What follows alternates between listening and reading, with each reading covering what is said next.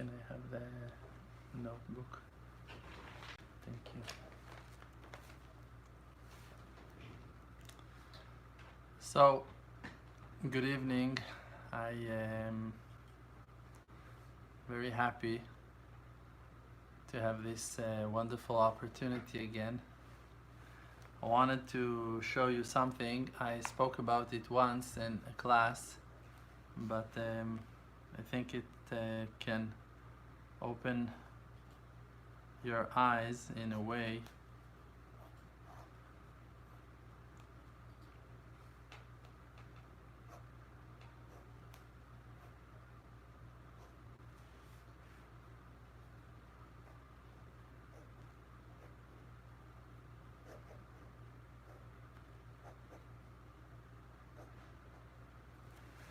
You know, we are learning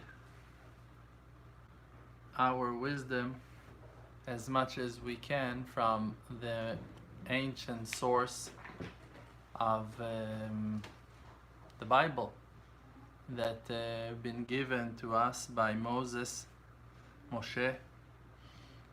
And in the Bible you have certain verses that are showing that the Creator's language, even though that He is the Father of all and He gave the wisdom of all languages to all nations, like that it's written on the story of Babylon Tower, that over there the Creator saw that all the people were united in that purpose to build that tower, and all of them together had one evil intention of climbing above the worlds to that place that they will be able to go against the Creator, against Hashem. So the Creator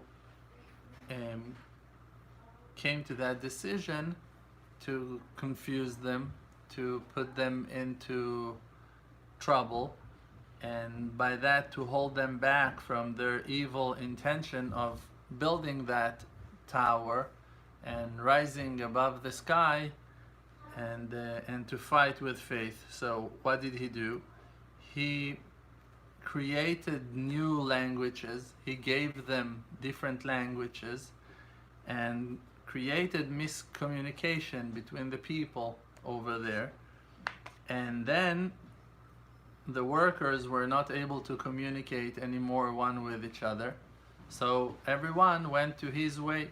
So those ones that were talking, let's say Chinese, they went with the Chinese guys, and those guys that were talking English, they went with the English speakers. The Japanese went with the Japanese, and then they went for their ways, and everyone built their own communities, created their own cultures, and went and developed. Now the thing that is clear and revealed in few verses is that the main and first language that the Creator was using while creating the world is the ancient language of the Hebrews. And you have certain words with certain meanings that are an evidence for that fact. For an example, the name of the first woman, Eve, Chava, is coming from, there is a verse that is explaining that she is Em Kol Chai, that she is the mother of all human beings, that she is the source of life. So the word Chava has the same root as that explanation, that she brings life, Chaim, and she is the host of all life, and she's bringing them out to the world. So from that you have an evidence that she been called in that name because of the nature of her creation. the Creator created her in the Hebrew language and gave her her name based on her nature. So you can see from that that the Creator is speaking the ancient language of the Hebrews, that the Hebrews received their language from him. Another simple evidence for that is the name Adam, the name of the first man, Adam. You have two different meanings for that name, and one is coming from the word Adama, that he's coming from the ground. The word ground, earth, is Adama in the language of the Hebrews, and his name is Adam because he's coming from the Adama, that he's coming from the ground. Second explanation on that verse, that's the explanation of Rabbi Shimon Bar Yochai, that Rabbi Shimon Bar Yochai said that the name Adam came from the verse, from the words Adameh Le'elyon. I will be like the Divine One. Means that the man Adam was named Adam because he hold the soul, that he owns his own spirit that is similar to the Creator's spirit. So he is reflecting the godliness in his spirit, in his soul. So from those two examples, and we have more, you can see clearly that the Creator's language, the language that the Creator created the world with, like that the verses in Genesis, in Bereshit, are telling us that the Creator said and made earth and heaven and water and all those things that he created, been created by his power of speech. Hu amar vayehi. He said and things took place, happened. All those things that the Creator said were in the holy language of the Hebrews. Now there is something very deep and very meaningful in the Aleph Bet, in the Hebrew ABC, and I wanted to share it with you. We have the four, and we have few cameras here. I'll try to aim it to all. We have the first four letters. Those are Aleph, Bet, Gimel, Dalet. Maybe it's backward when you look at it on your screen, but that's the maximum that I can do for now. And you have the last ones, Kuf, Resh, Shin, Taf. You want me to be nicer with you? I don't mind, I'm a nice person. I can try for you to do it like that. Give me a second. So we have the first letters, first four letters. It's Aleph, Bet, Gimel, Dalet. And we have the last four letters that are Kuf, Resh, Shin, Taf.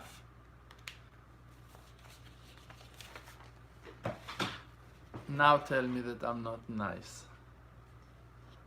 Now try to tell me that I'm not a nice person.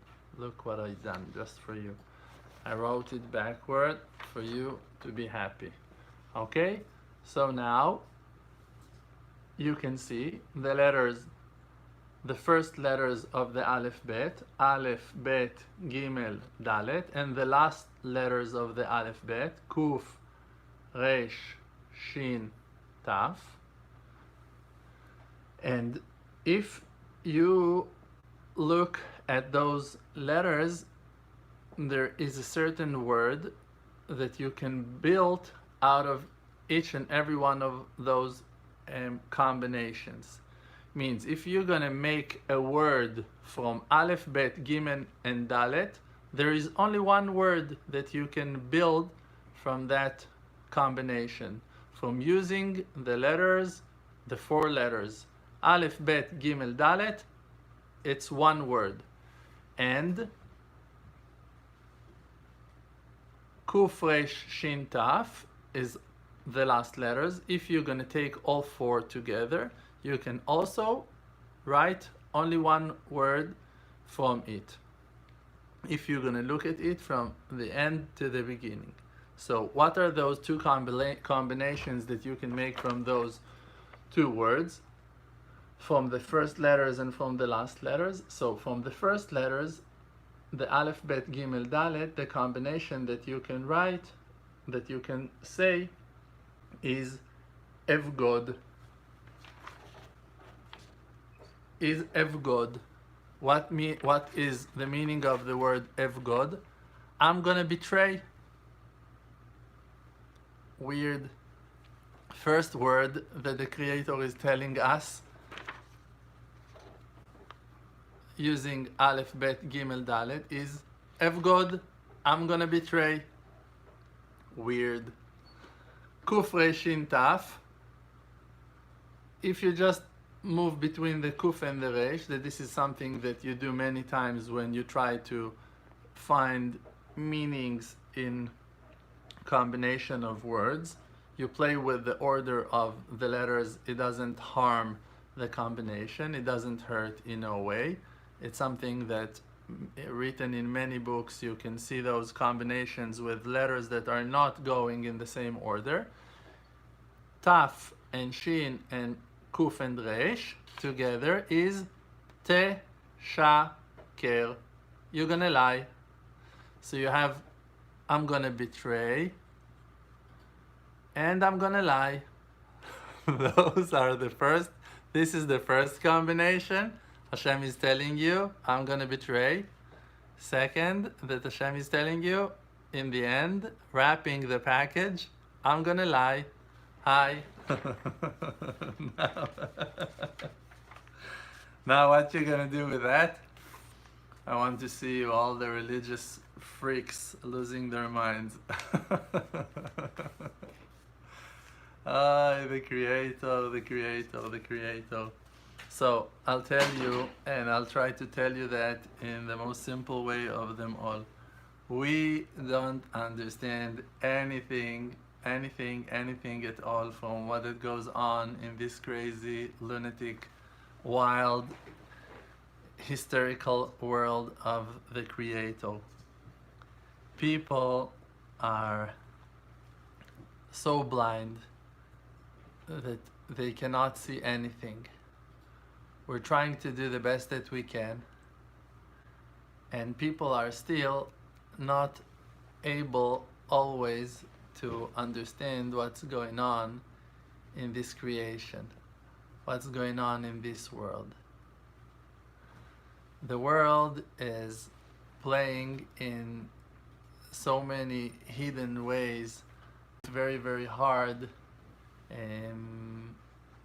to understand what's going on, and the main thing that we can do and that we should do is to try to throw away our wisdom and to try to count on the Creator. And I'll explain to you how it solves our issue and how it explains this thing that we just recognized, this problem. The Creator is the one that we want to trust in. He is that one that we want to believe in. He is that one that we want to feel connected to.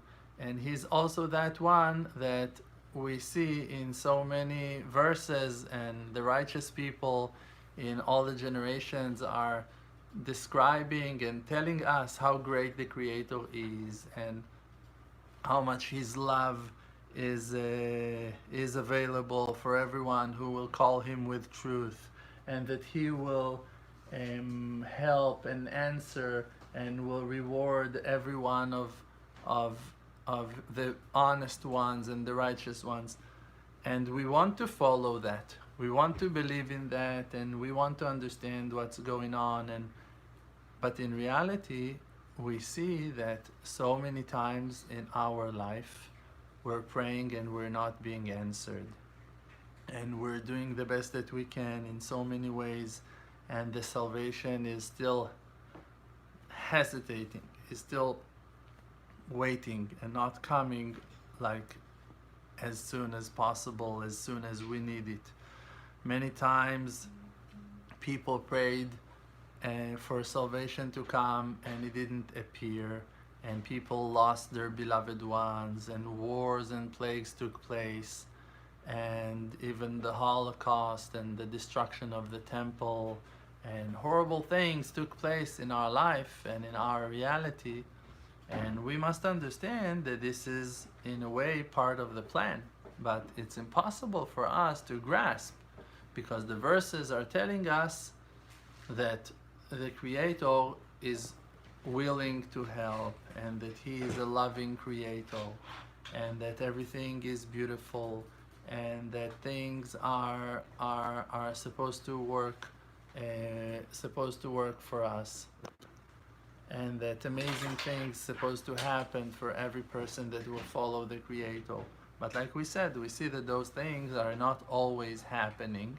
So what people immediately do with that lacking, what people immediately do with that disappointment, immediately people run to the opposite side and blaming themselves for the lackings. Immediately they understand, no, the Creator, He doesn't love me, and I'm not deserved for the kindness, and this is why I'm being punished, and horrible things are happening because that I'm not worth it, and the Creator is revenging me on my sins, and on and on and on, and falling and losing so much because of the fact that the teacher's mind, the rabbis and those messengers for passing the wisdom to the generation, their wisdom is not complete. They themselves are not able to answer all of our questions. And when they are stuck with no answers, immediately they start blame. And they're blaming you. And they explain to you that it's your fault. And only because they don't know how to explain to you the same problems that they have in their own lives. They don't know how to deal themselves with the lack of success, with the financial issues, with prayers that are not being accepted, with disappointments, with failures, with prayers that are not accepted and answered, like we said. And they themselves don't know how to answer, and they themselves are not able to respond properly.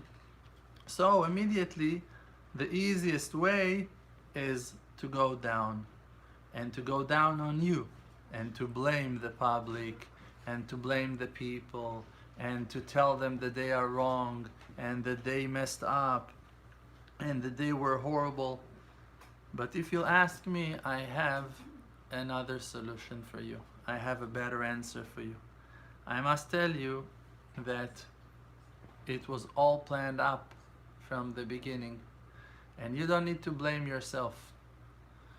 We need to understand that in reality, something is very weird in this creation.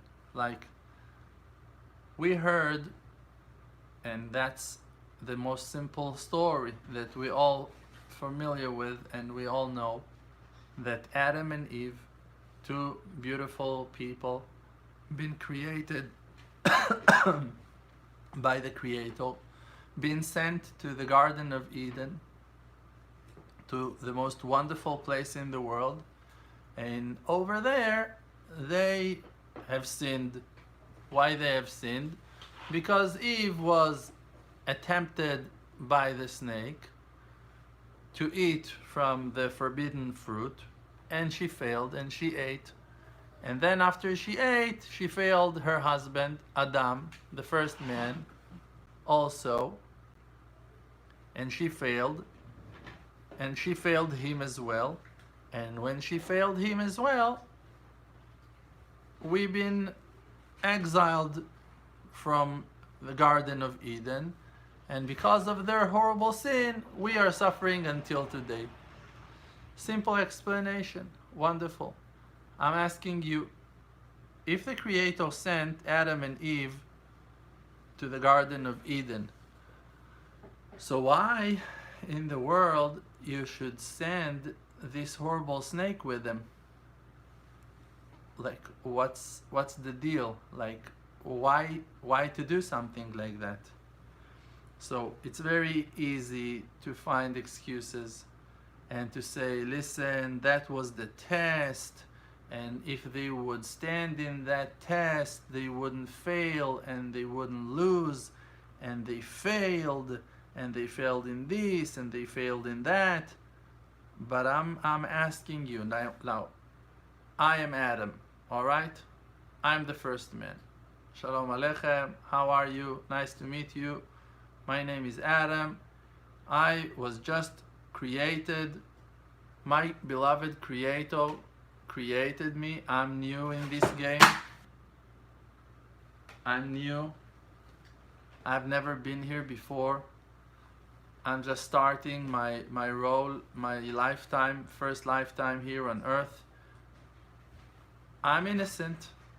I'm willing to do good. Now, why that the Creator will put someone so sneaky and so evil and so filthy with such cruel and evil mind to walk behind my back, to look at my wife, and to run conversations with her behind my back? Like, is that a friendly act of the Creator to his beloved child? Like, all right, I'm Adam, I'm your child, you sent me down to this world, I'm on a mission here, I want to succeed. Now you send someone to speak with my wife behind my back. Like, I'm not accepting it. I have a problem with that. I have an issue. Like, it's not by the plan. Like, you did something behind my back. Like me, I'm here. I'm here for you, and I'm willing to follow your commandments. I'm here. I desire to succeed. I want to do the best that I can.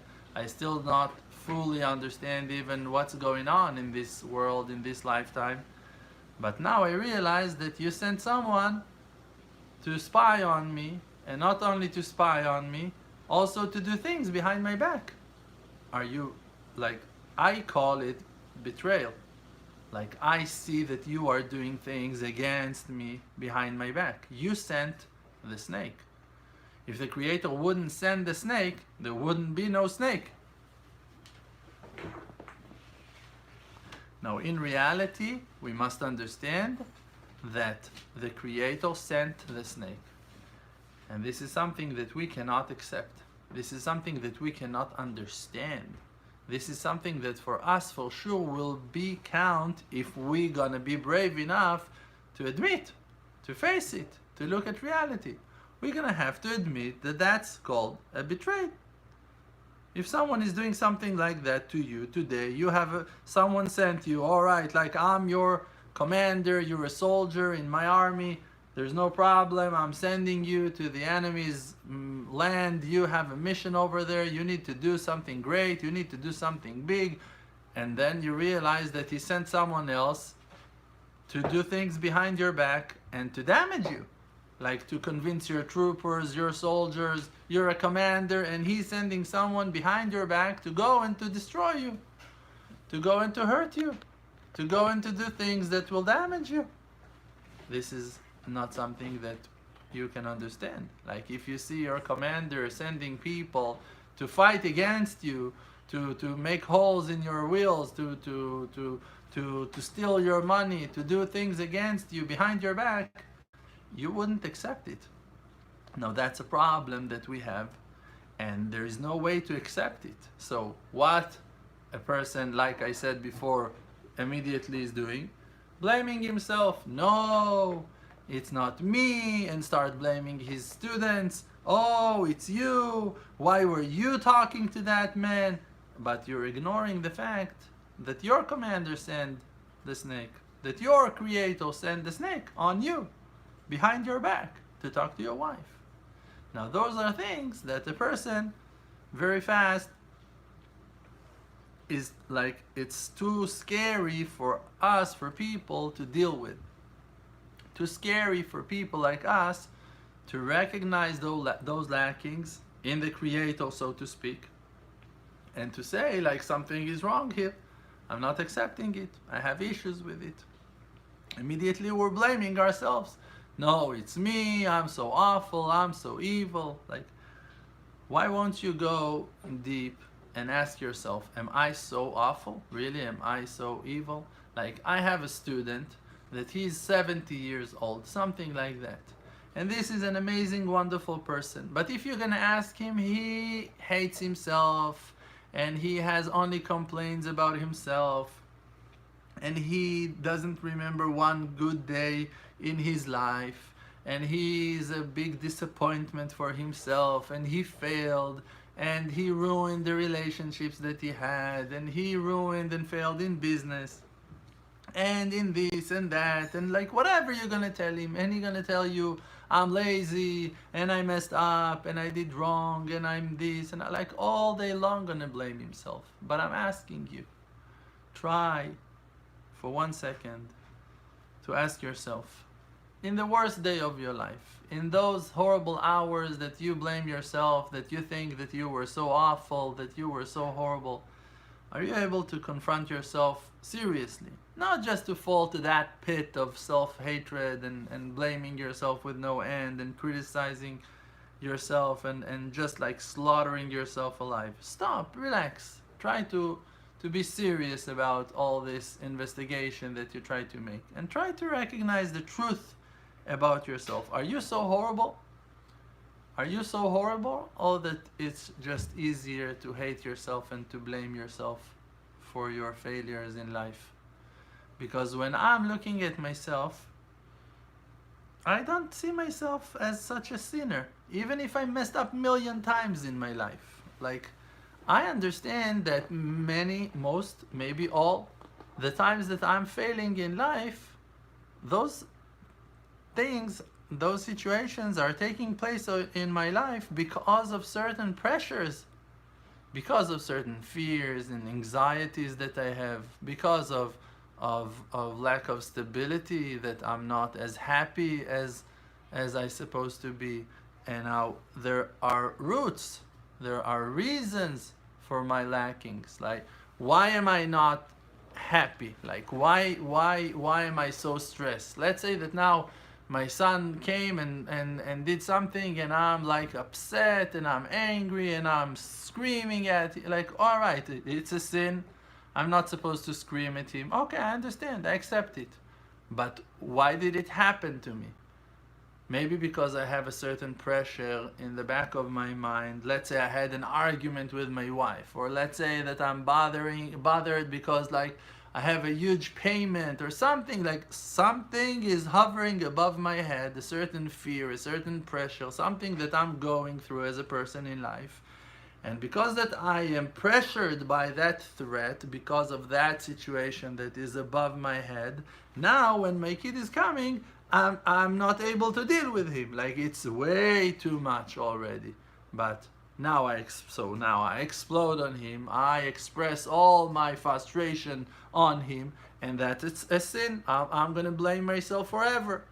I'm gonna hate myself for that. I'm gonna blame myself for that. I'm gonna say to myself, oh, you were too cruel, you were too hard, he didn't mean to do anything bad, he's just a child. All right, great, all those claims are right, all those things that you say about yourself are right, amazing, everything is perfect. But you forget that there is a reason.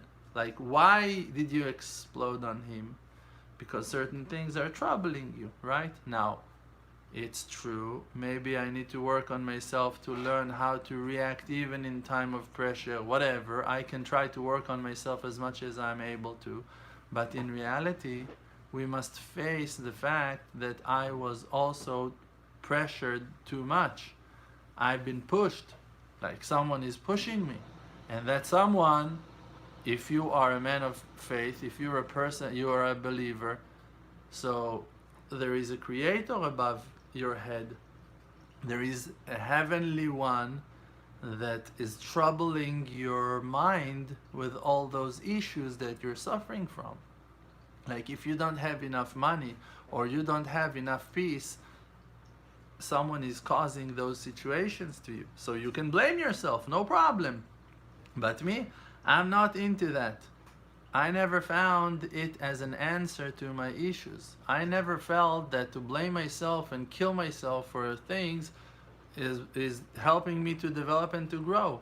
It's also doesn't feel like the right answer, because I understand that this circle that hit me now, that this pattern that came again in my life, started in an earlier place than where I failed. Means that that thing happened to me, that thing came to my life. And when that thing came to my life, it came out of the blue. I was not aware, I was not prepared, I was not ready. And therefore, I'm surprised by that thing. Now, when Adam and Eve, yes, you're right, yes, they failed, yes, they sinned, yes, they didn't follow the commandment of the Creator, but also in the same time, someone else sent the snake on them. Now, like I said, it's very easy to be scared of the Creator and to say, oh, no, no, no, no, God forbid, don't talk, don't say, we're not talking about those things. Me, I'm not working for no one. I'm not working not for rabbis and not for Jewish religion. There are things that are moving here in this world, trying to advertise our project. We're advertising our project. The Emunah project needs to be advertised. Everyone needs to know that there is a real Emunah in the world, and it's a project, and you need to be part of it. So we're advertising. What's better than free advertisement? So in reality, we must understand something very, very deep. Don't jump to those crazy conclusions and immediately blame yourself for your lackings. It won't lead you to the truth. Be brave and be powerful and be strong to investigate and really to ask yourself where things started from, what really happened in this lifetime that I am suffering so badly. Why do I need to go through all this kind of hell? Why am I suffering so badly? Why things are going in such bent and crooked way? And go and investigate all the way and don't stop. And for sure, don't fall to this self-blame and just criticizing and hating yourself for no reason. I'm telling you, if you're going to be brave and strong and look deep, you will recognize the truth that you are not a person to be blamed even on your own failures, because certain things pressured you, certain lack of understanding, lack of knowledge, lack of preparation, all kinds of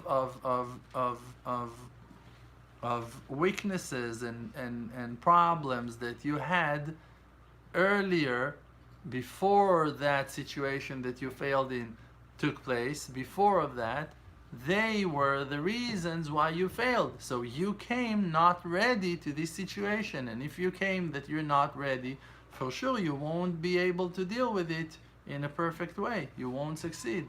How can you succeed if you're not ready? How are you going to succeed if you're not prepared? How are you going to succeed if no one taught you how to make things right?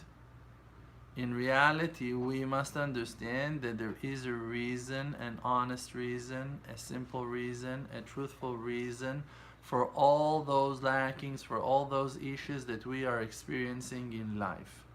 Now, the Creator Himself, He is hiding Himself from us. Now, why for the Creator to hide Himself? Why? Why the Creator is hiding Himself from us? Why? I'm asking you. Why in the world that the Creator will hide Himself from us? This is something that we should not accept. This is something that we should not allow. This is not something that we can allow. The Creator is hiding. What do you mean? Like, how can I accept it? Exactly like we said before. The Creator sent the snake. Why that I'm gonna accept it? What do you mean, like, I know that was your test? Like, why am I being tested? Is all this creation now is a test? Like, we're making tests on humans? We are trying, working hard not to make tests on animals, and now experience making tests on human beings. All this world is a test. I'm not willing to be tested by no one. I'm not accepting it on myself that you're gonna test me. Am I an animal that need to be tested? Now you want to examine things on me? Let's see how he gonna react to the bite of the snake. Let's see how he gonna react to the forbidden fruit. This is not something that, like, that's not honesty. That's not how you sent your child to the world of options, to the unknown, and okay, now I'm gonna show you my mercy. The Creator revealed in the Torah, in the Bible, that the reason of the creation is because that He wanted to reveal His mercy on His children. Is that a way to reveal mercy? To send a snake on us? All kinds of snakes. Like physical snakes even. Like, why? And especially when you have spiritual snakes. So, if the Creator, He's our Father of mercy, if the Creator likes us so much, if the Creator is that one that we desire, that we love, that we should trust, so why in the world that He will send that snake? So, therefore, first of all, like I said, and I'm repeating and I'm saying the same thing over and over for it to be clear. This is a long explanation. We haven't heard the answer yet. First of all, there is no place in the world for us to blame ourselves for it. I'm not accepting it. I'm not going to blame myself on the fact that someone sent the snake without letting me know, and that snake is so sneaky that he went to talk to my wife in time of weakness, in time of confusions, in time of pressure. Sent that snake to a hidden situation behind my back without my awareness to test me. I'm not accepting that. This is not an act of love. This is not an act of kindness. It cannot come from the loving open arm of the Creator. So now to say, no, it's not the Creator, it's the snake, it's the evil inclination, it's the devil, it's no. All those powers are powers in the hands of the Creator. We cannot exempt the Creator from the responsibility on His creation. We need to go all the way with our investigation until we will find the answer. And the answer is clear. The answer is written right here. You see? That's the answer. It's written, I'm gonna betray, teshaker, I'm gonna lie. The Creator is telling us, listen guys, I'm sorry, but that's the mission. That's the mission. The mission is that I am hiding. The mission is that I am hiding my face from you. The mission is that, yes, I am sending the snake. Yes, that I am sending the forces of darkness. And over there, you're going to have to deal with it on your own. That's the mission. If it wouldn't be the mission, it wouldn't be fair. If really the mission was that we've been sent to the Garden of Eden, to that wonderland, to the promised land, and everything was perfect, and everything was supposed to succeed, and everything was supposed to rise, and everything was supposed to climb and to be beautiful and magnificent and charming, so why in the world the Creator sent the snake? Unless the Creator sent the snake in purpose. And now when you know the truth, that the Creator Himself, He is that one that from this first moment sent someone on our back, hid Himself from us, hid the information and the knowledge and the truth from us. Now you can deal with this situation with truth. Now you at least know the reality. The reality is that we've been sent to this world to fight. Okay, Now I know that I should fight. And the way for me to fight is to understand that I have enemies. And if I have enemies, I need to prepare myself. And my way to prepare myself is to defend myself and to defend my beloved ones. That's the beginning.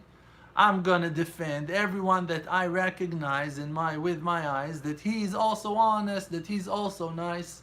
And I'm gonna fight. With who I'm gonna fight? With everyone that I'm gonna recognize with my eyes that he's evil. That you cannot trust him. That he is from the side of the snake. And he becomes to be my enemy. And like the verse is saying, he will try to bite your heel and you're gonna crush his head. That's the war. So I'm here to crush some heads. That's my mission. I'm here to take off some heads of some snakes. That's my mission on earth. That's what I'm gonna do. So sometimes those sneaky ones are trying to pretend to show themselves as angels. Oh, you don't know. I am this righteous man, and I am so amazing, and I am the messenger of God, and I am pure, and I am honest, whatever. But trust no man. You need to look at that person and to look deep into his eyes and to try to recognize. But we are innocent people, we are naive, we are good people. And we want to trust, and we want to trust the Creator, and we want to trust people, and we want to trust the Torah, and we want to trust everyone. But in reality, you cannot trust people. You cannot trust this world, because this world is full of illusions. This world is full with darkness. This world holds inside of it that horrible snake, that sneaky evil one that is coming to bite you when you're asleep, when your awareness is not perfect, when you're not completely happy. In every crisis, in every moment of weakness that you experience in life, that snake is standing over there, well prepared and willing to bite.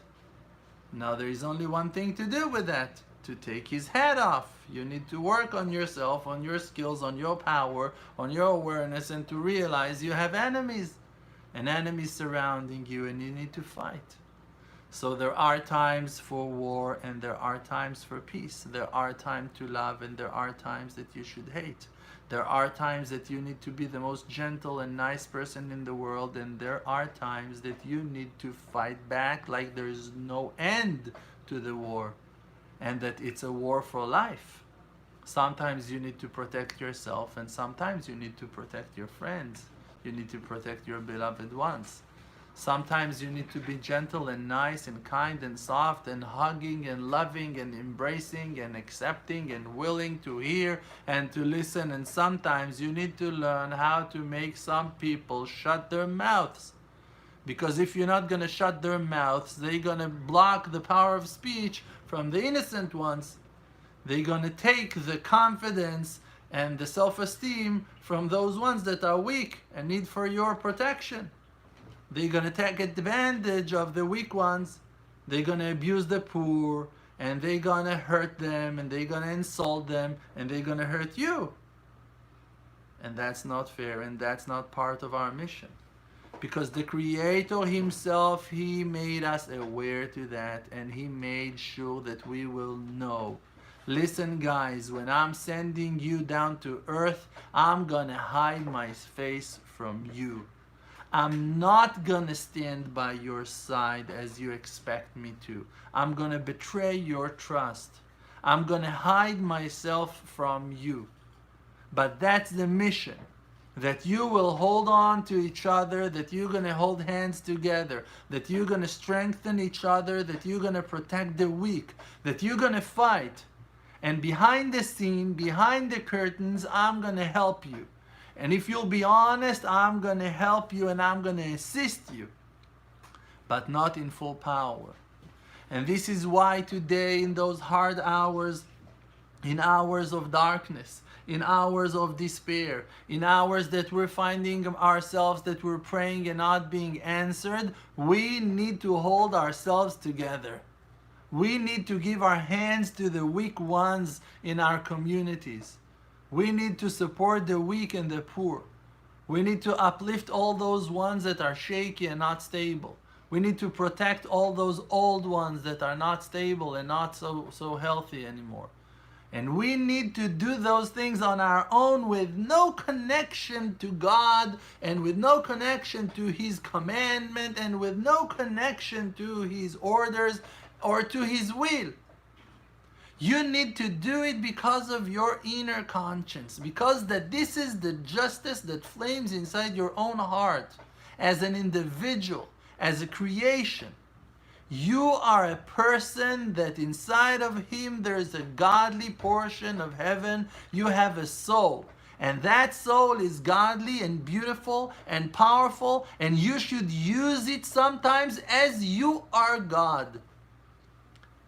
Like that the Creator gave you the crown. And if there's no one to protect you, you need to be that one. And if there is no one to lead you, you need to become a leader. And if you don't have no one to provide your needs, you need to go to work and to provide your own needs. And you need to make sure to cover for all your debts, for all your needs, for all your things that are needed for you and for the sake of your beloved ones. And you should go with full power and to trust yourself. That's the beginning. To trust yourself and to find that you are righteous. And that the inner flame of fire that is shining from within, you should recognize the inner connection of it to the Creator. But not to plaster for Him and not to justify the fact that He is hiding, because the fact that He is hiding is not accepted. We cannot accept it. You want to accept it on yourself. You think that you are one to blame. I have issues with that. I'm not accepting that. That is not the right method. That's not the right way to serve Hashem. To serve Hashem is not to apologize for Him and to find excuses for Him for why this child just died and why that woman now became a widow and why that family been kicked out of their house and they're homeless. A family with 3 kids. Homeless in the street. You don't need to say, no, look, for sure it's coming from a good reason, it's all for the good. No, you need to go and knock on doors and to collect money and to find them a house. And if you're not able to do that, you need to find someone that will be able to do that. You don't go and start, no, Hashem is good, everything is perfect. No, nothing is good. What are you talking about? They're in the street. It's darkness. It's night. There is rain all over their furnitures and their boxes. They don't have nowhere to go. What in the world are you talking about that it's all for the good? Give them your house. Go stand in the street and say it's all for the good. Perfect. You're that righteous. You want to protect them with your own body. You sit in your cozy sofa with a heater on. Everything is perfect for you. They are homeless out there in the darkness and in the crazy rain outside. And you're going to say it's all for the good. No, nothing is good.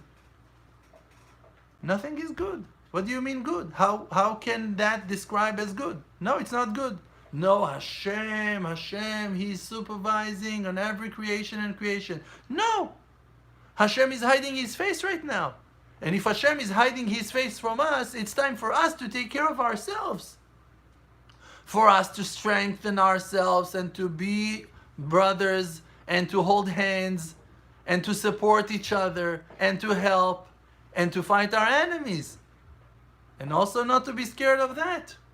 We need to fight our enemies. Do you think that we should allow? No.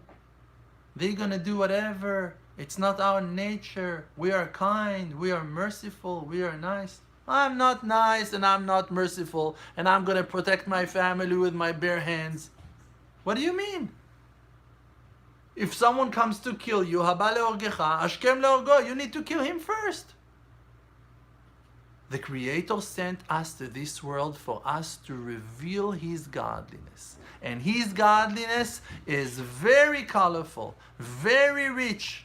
Sometimes you need to be nice and kind and soft and hugging, and sometimes you need to fight and you need to protect your people. And you should protect yourself, and you should protect your health, and you should protect your house. And the Creator Himself, He sent us to this world for us to be powerful and strong and to defend ourselves and not to back off from the truth that is shining in our own hearts. And we need to believe in ourselves. The Creator gave you a portion of heaven. A godly soul inside of you is installed, is treasured inside of you. What it means is that you have the permission from heaven to use your soul, to think with your thoughts, to feel with your feelings, to try to find sense in the reality that you're experiencing, and to be strong, and to protect the weak, and to make justice in the world, and to be the person that you believe that you should be in this time of challenge. And not to fall to self-blamings. Oh no, I deserve those punishments, and I am an awful person, and I'm so horrible, and I wish I would die, and I wish that I wouldn't suffer so badly. No, you're not so poor. You want to achieve something? Go fight. Go fight. Oh no, I don't have the power to fight. Okay. If that's your decision. So I'm telling you, godliness is not shining out from your soul. You surrendered. You gave up. You fell to despair. Despair and sadness are not godly qualities of the spirit of a person. A godly person is a warrior, is someone that fights for justice, is someone that goes and claims for his rights, and for the rights of his beloved ones. He's going and protecting the weak. He's going and teaching those ones that are finding it hard to learn on their own. He's going and supporting. He's going and helping. He's building with his own bare hands. He's investing. He's seeding. He's watering. He's plowing. He's harvesting. He is a person of hard labor, and he's not afraid from sweat and from tears and from feelings and from emotions. And the Creator sent us to this world to help each other and not to stop taking care of our beloved ones. And if you know of someone that is suffering from domestic peace in the house problems, from horrible poverty, from illnesses, sicknesses, from I don't know what, why did the Creator open your eyes to see that? Why did the Creator open your ears to hear about this situation? For you to do something about it. So if you can go and pray, go and pray. If you see that your prayers are not being answered, maybe it's not enough. Maybe you need to move your butt a little bit and start walking toward that person's success. Maybe you need to start moving yourself and to do things about this reality and to go and save some lives. Maybe you need to take yourself off your sofa and to push yourself to reality and to face the real needs of our people that needs you to be nice, that needs you to be kind, and also needs you to be strong and powerful. And when we will be strong enough, the redemption will take place in our lives. And when we will be connected to each other, the light of our souls will shine in much greater light than the souls of individuals. Our unity and our connection will produce and reveal new shades and new colors in the world. And we will create an umbrella to hug and embrace and hold and protect all the individuals that needs our support and our love. And it's in our hands. And the Creator, He sent us and He pushed us from that door into the unknown world. And He told us, listen guys, I'm gonna betray. I'm gonna lie. I'm not gonna keep my promises. Not forever, but for that temporary world, I'm gonna hide my face from you. I'm sorry. But that's the mission. The mission is that you're going to have to hold on. The mission is that you're going to have to be strong. that you're going to have to protect each other and help each other, that you're going to have to reveal the godly qualities, the amazing, beautiful treasures that I planted in your souls, and to go and to fight for the truth, to go and to make justice in the world, to go and to deliver the good news that you are holy people, that you are a chosen nation of amazing souls. And again, I'm going to repeat it. The nation of Israel are not only the Jewish public. The nation of Israel is built from 12 holy tribes that every one of them is greater and more gigantic in number and in quality than the next. The tribe of Asher is gorgeous. Who are they? No one knows. Maybe it's you, though. The tribe of Zvulun. Who is they? Where are they? In which land? I don't know, but maybe it's you. The tribe of Naphtali. The tribe of Binyamin, of Ephraim, of Menashe. Where are those tribes? Who are they? Gad, Dan. Where are they? Maybe it's you. Not maybe. I'm telling you, it's you. If it wouldn't be you, you wouldn't watch my classes. If it wouldn't be you, you wouldn't desire to learn Torah. If it wouldn't be you, you wouldn't like the Israeli flag. You wouldn't love the Holy Land of Israel. You wouldn't be excited to hear the word Yerushalayim. You wouldn't care about those things. If you wouldn't be part of the Israeli nation, you wouldn't care about those things. You would be stuck in football and in baseball and in running on camels in the desert and dog hunting in I don't know where. You would be a crazy person. You wouldn't have a soul. The fact that you have a soul, that you desire the truth, that you're thirsty for Torah, that you desire the closeness to real righteous people, that you're disappointed from seeing evil things taking place in the world, is the clearest evidence in the world that you are an Israeli soul. Maybe you're not Jewish, but who cares if you're Jewish or not? Maybe you're from a different tribe.